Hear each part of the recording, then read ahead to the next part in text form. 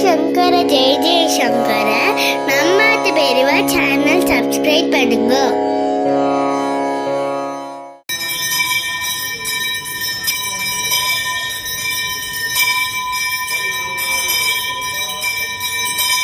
गणपति रूपे शरणं शरणं षण्मुख रूपे शरणं शरणं श्री सूर्यमूर्ते चरणं चरणं श्रीचक्र रूपे चरणं चरणं ஸ்ரீ மகாபெரிவா சரணம். எல்லாருக்கும் நமஸ்காரம். பெரியவா நிறைய கோவில்ல நிறைய சன்னதிகள் பிரதிஷ்டை பண்ணியிருக்கா. நம்ம பெசன் நகர் ரத்னகிரீஸ்வரர் கோவில்ல கூட அந்த ரத்னகிரீஸ்வரர் சன்னதி அந்த சிவலிங்கத்தை பெரியவா தான் பிரதிஷ்டை பண்ணா. அந்த மாதிரி நிறைய சன்னதிகள், கும்பாபிஷேகம் எல்லாம் பெரியவா இருந்த காலத்துல அவர் இங்க கோவில் இருக்கு, இங்க ஒரு சிலை இருக்கு அப்படின்லாம் சொல்லி பெரியவா நிறைய அனுகிரகம் பண்ணிலாம் நிறைய கோவில்கள் தமிழ்நாட்டுல வந்திருக்கு. அந்த மாதிரி ஒரு ரொம்ப விசேஷங்கள் நிறைஞ்ச ஒரு கோவிலை தான் இன்னைக்கு நம்ம பார்க்க போறோம். அது எப்படி அந்த கோவில் உருவாச்சு அப்படின்றதான் இன்னைக்கு நம்ம பார்க்க போறோம். ஸ்ரீ மகாபெரியவா காஞ்சிபுரத்துல ஸ்ரீமடத்துல இருக்கிறச்ச பெரியவாளை தரிசனம் பண்றதுக்கு ஒரு கிராமத்துல இருந்து நிறைய பக்தர்கள் ஒரு கூட்டமா கிளம்பி அப்படியே ஓடி வந்தா. பெரியவாளை தரிசனம் பண்ண வந்துட்டு அவ என்ன பண்ணா, ரொம்ப பரபரப்பா நின்றுட்டு இருந்தா. பெரியவா கேட்டா, என்ன ஆச்சு, எதுக்கு இவ்வளவு பரபரப்போட வந்திருக்கேள் என்ன? இல்ல சாமி, எங்க ஊர்ல இருந்த ஒரு பிள்ளையார் சிலை காணாம போயிடுத்து, அந்த பிள்ளையார் சிலையை தேடி கொடுக்கணும், அது எங்க போச்சுன்னு தெரியல, யாரோ எடுத்துட்டு போயிட்டா அப்படின்னு அந்த கிராமவாசிகள் பெரியவா கிட்ட வந்து சொன்னான். அப்ப பெரியவா என்ன பண்ணா, உங்க ஊர்ல ஏரி இருக்கா? இருக்கே. ஏரியில ஜலம் இருக்கா அப்படின்னு பெரியவா கேட்டா. எல்லாரும் ஒருத்தருக்கு ஒருத்தர் அக்கம் பக்கத்துல பார்த்துண்டா. ஏரியில தண்ணி இல்லை சாமி. ஏரின்னா ஜலம் இருக்கணும், அது தூர்வாரித்தா? இல்லை சாமி, அதை கவர்மெண்ட் தான் பண்ணணும், பஞ்சாயத்துல யாரும் அதை பண்ணவே இல்லை, அதனால தண்ணியே இல்லை. ஏரியில ஜலம் இருந்தா கால்நடைகளுக்கெல்லாம் ரொம்ப சௌகரியமா இருக்கணும், அப்பப்ப ஜனங்கள் வந்து தண்ணி எடுத்துக்கிறதுக்கும் ரொம்ப ஈஸியா இருக்குமோன்னு முதல்ல ஏரிய தூர்வாரி சுத்தம் பண்ணி அதுல தண்ணி வர்றதுக்கு வழி பண்ணுங்கோ அப்படின்னு சொல்லி பெரியவா பிரசாதத்தை கொடுத்துட்டா. பெரியவா பிரசாதம் கொடுத்தாள்னா என்ன அர்த்தம்? வேலை முடிஞ்சிருது, கிளம்புன்னு அர்த்தம். போயிட்டு வாங்கோ அப்படின்றத பெரியவா சொல்லாம சொல்லிட்டா. இவாளுக்கு ஒண்ணுமே புரியல. ஒண்ணு பிள்ளையார் சிலை கிடைக்கும்னு சொல்லணும், இல்ல அங்க இருக்கு இங்க இருக்குன்னு கை காட்டியாவது விடணும், அதை பத்தி ஒரு வார்த்தையாவது பேசணும்.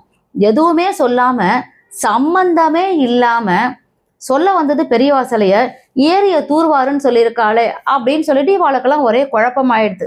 அங்கேருந்து கிளம்பிட்டா. வர்ற வழியில பேசிண்டே வந்தா. ரொம்ப வயசானவா அந்த குரூப்ல இருந்தவா என்ன சொன்னா, பெரியவா சொன்னதை நம்ம உடனே பண்ணணும், பண்ணலைன்னா அது ரொம்ப குத்தமாயிடும், ஏரிய தூர்வாக சொல்லியிருக்காளோன்னு, அதனால நம்ம அதை பண்ணிட்டு ஜலம் வர்றதுக்கு வழி பண்ணுவோம் அப்படின்னு அங்க வர்றவாள்லாம் அந்த பெரியவாள்லாம் சொல்லிட்டா. இவாளுக்கு ஒரு பக்கம் ஒரு டென்ஷன், கோவம். கவர்மெண்ட் பண்ண வேண்டிய வேலையை நம்ம எதுக்கு பண்ணணும்?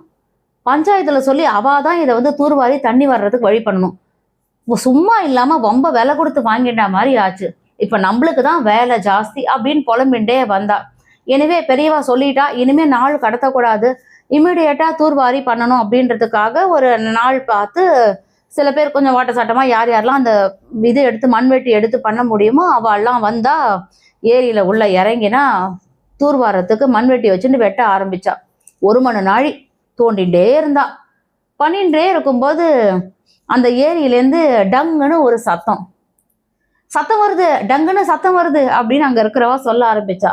என்னன்னு கையை உள்ள தொழாவி எடுத்து பார்த்தா, பிள்ளையார் காணாம போனாரே அந்த பிள்ளையார் கிடையாது, இவர் வேற பிள்ளையார். ஜம்முன்னு அழகா புது பொலிவோட அழகா சூப்பரா பிள்ளையார் ஏரியிலேருந்து மேலே எழுந்து வந்தார்.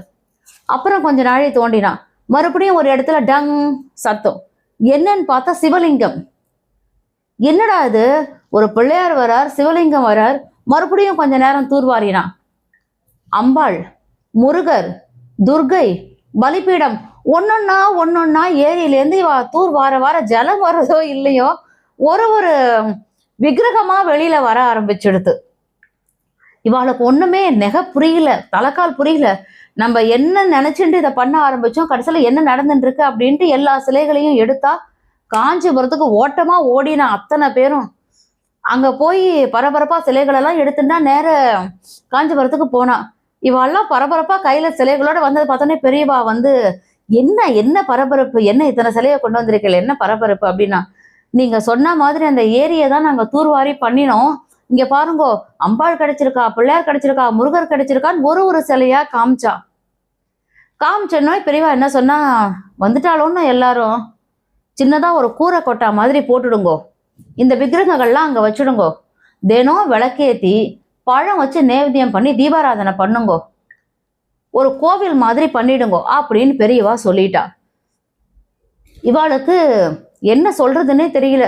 ஒரு பிள்ளையார் சிலை காணோன்னு சொல்லி அவர்கிட்ட ஒரு கோரிக்கையை வைக்கிறதுக்கு போனா, ஒரு அப்ளிகேஷன் கொடுக்கறதுக்கு போனா, கடைசியில ஒரு கோவிலையே ரெடி பண்ணி கொடுத்துட்டா பெரியவா அப்படின்னு சொல்லிட்டு அவ என்ன பண்ணா, சாமி இந்த கூரைக்கொட்டா போட்டு நாங்க எல்லாம் பண்றோம், ஆனா கோவில் கட்டணுமே அப்படின்னு ஆரம்பிச்சப்போ பெரியவா சொன்னாலாம், அதான் பிள்ளையார் வந்துட்டாரோன்னு, இனிமே அரண்மனையை அவர் கட்டிடுவார் அப்படின்னு பெரியவா சொன்னா. அரண்மனையா அப்படின்னு அவளுக்கு புரியல.